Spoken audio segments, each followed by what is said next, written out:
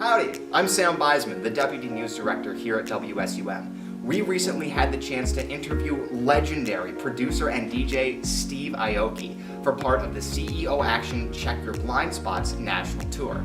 We talked issues regarding his musical influences, the creative process, and pertinent social issues surrounding the UW-Madison campus. We've got the fantastic Ashley Evers behind the camera, so without further ado, let's take it over to Steve. Hello and welcome. We are here with Grammy-nominated, Guinness Award record-winning, legendary DJ Steve Aoki for the CEO Action Check Your Blind Spots tour here at Union South at UW-Madison for WSUM 91.7 Student News. Steve, thank you so much for coming on to the show. That was a mouthful. A little bit, yeah, but not necessarily as much of a mouthful as all the people you've collaborated with, because it reads just like the top 40. You've had hits with Migos, Snoop Dogg, Lil Uzi Vert, Mike Shinoda of Linkin Park, will.i.am, the list goes on. The first question we wanted to ask you is, which collaboration has had the biggest impact on your style or taught you the most about music? Oh my God, that's a tough one.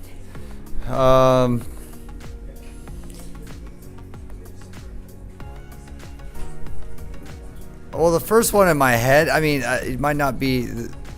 I'll say the first one is probably BTS. Okay. Yeah, that's like a more recent collaboration, but for "Wasted on Me," I really wanted to make a song that would fit in their world and my world, right? So, and it's not like I'm trying to produce a K-pop beat, but I want to be able to find that comfortable space for the boys to be able to do, their thing with it, and also have the fans accept it and love it, and it did well. It did really well. So I'm really happy and proud of that song. Of course. And speaking of these kind of cross-cultural types of hits, in February, you dropped that huge song, Azukita, with living legend Daddy Yankee. And you've also been talking and teasing your upcoming projects on how they're going to have a multicultural and multi-genre influence. So, especially considering this other song that you mentioned with BTS, is the future of EDM in this intersectional realm, or is even the future of music intersectional? I mean, the way I see it, yes, it is, but it might not be the way other people see it, other DJs, or producers, or even, there's a lot of people in culture that, like, when you shift and you try new things, they don't like it, It's just how it is. It's just status quo. A lot of the status quo, they don't want change, and when you do the change, you become a target. So, I think I've changed so much, like I'm like a moving target. Like now it's hard to hit me. So I'm used to it too. I'm used to being a target. So it's okay. I don't mind it anymore. But yeah, I love reaching across the world and collaborating with artists. Now I love including different languages, as well. And I love the fact that I'm working with other Asians too. Monsta X being the second Korean pop group to work with, and there's more. Actually, there's more Asians I'll be working with that'll be on the next album. So and I got more Latin records coming out too. So hip hop is also my archive. So I got some fun hip hop collabs as well. So. Just put it out there. Just put it out there, yeah. Absolutely. And you definitely are a moving target. You do get around quite a bit. You held the Guinness World Record in 2014 for the most well-traveled musician of the year with 161 shows across 41 countries. Holy cow. So when you do get to the Midwest, what are kind of the factors of the Midwest charm that you enjoy, especially considering just how much of the world you've seen?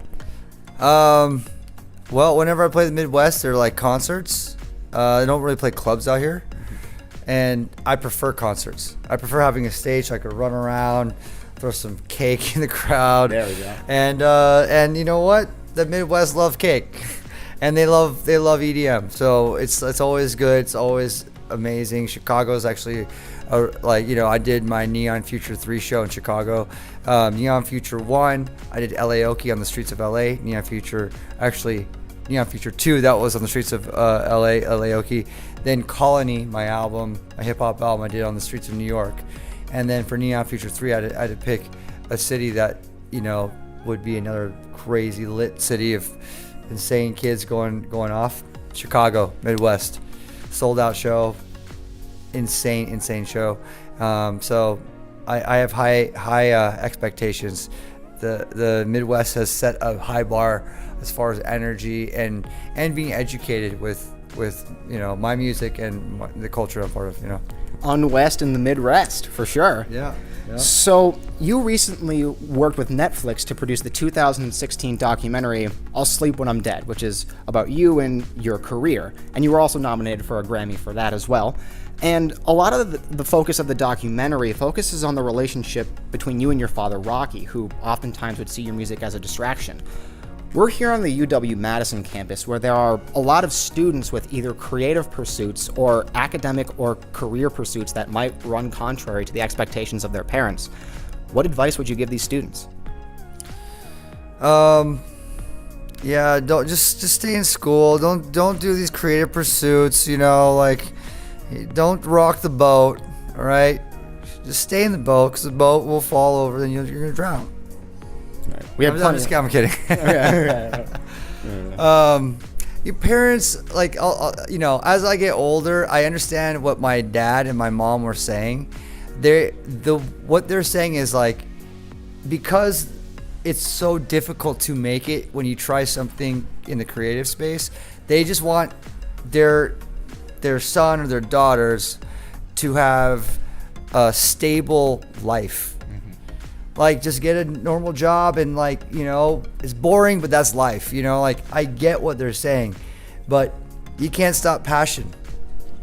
And the thing is that real life comes into play, and you can't just be well, I'm just going to drop everything. You have to be mindful of your life, Yeah, you might have to work 2-3 jobs and do your passion.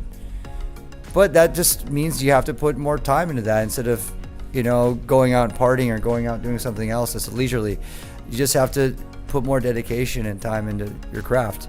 Another thing that I'd say for all the young kids out there trying to find their way is that it doesn't come easy, and talent, the barrier of entry to get into this field, is not I'm not good enough. Because I was the same kid in the crowd. When I was looking up bands, going I can't be that ripping guitarist. I can't sing like this guy. I can't be the DJ. It just takes time. Talent takes time. Talent is actually a word I don't even like, because it's it's not like a born trait. You just work hard and you will get there. And the great thing about the idea of being creative or a creator is that it's just how you express yourself.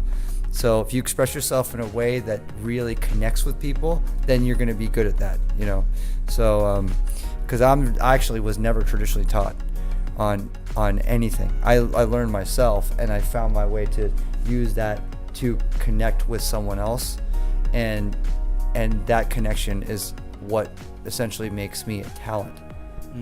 If they think that they're connected to what I do in a certain way, then that is a talent, right? Mm-hmm. It's if you connect with someone really well, you have a talent in connecting with them.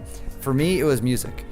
For you, it could be a microphone. It could be anything, So it's connecting me to you, hopefully. There you go, yeah. So then, you grew up in Newport Beach, California, which is as you've described, a predominantly white community in which you faced discrimination and racism as well. And unfortunately, we may have a similar situation here on the UW-Madison campus. According to our 2019 spring enrollment reports, only 17.5% of the undergraduate student body are persons of color, and only around 50% of POC students say that they felt like they belong on this campus. So some of those students might be watching.